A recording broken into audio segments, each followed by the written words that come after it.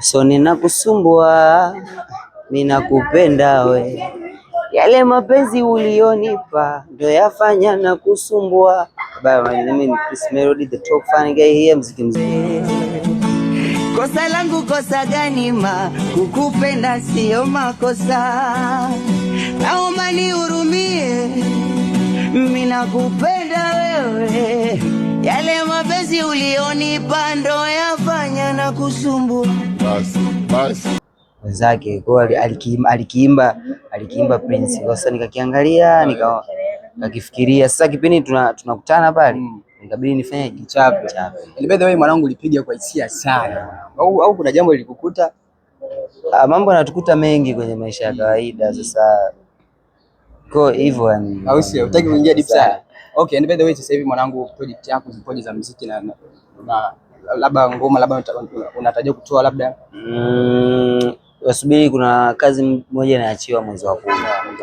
Kuna kazi inakuja ya moto sana.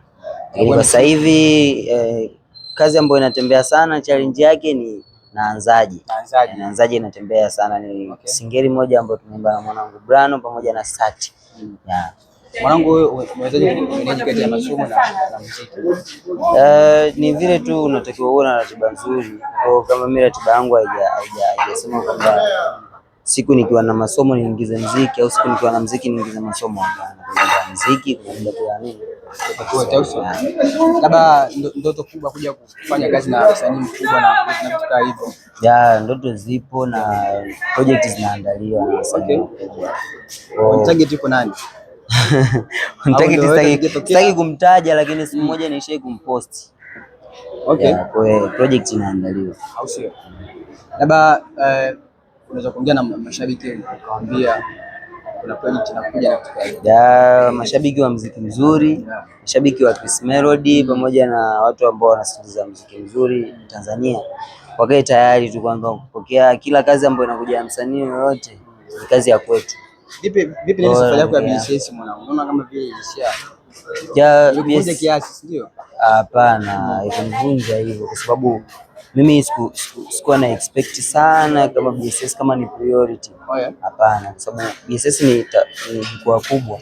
Kwa hiyo ni jukwaa ambalo mimi najua nikienda nikishow Watanzania watafanyaje? Watanijua. Kwa namshukuru Mungu pia Tanzania ukiachilia mbali na tuseme ni kama vile ni changamoto ni by the way BSS kutokuendelea, si ndio? Tofauti na pale kuna sema ambayo uliplan labda ukwenda kufanya kazi ukakataliwa. Hapana. Hakuna. Labda kuna msanii ambaye ushaimface akakukataa. Hapana. Hayupo. Labda basi show live kwa msanii mmoja ambaye ulienda kumuelezea project yako na nini akakupokea kwa mikono miwili. Sio kwambia hiyo ni siri. Haina na manipenda sana. Wewe ndio yule Mnyamwezi ambaye aliimba ile cover. Sio ni cover? Ni cover. Ni cover, sio bana.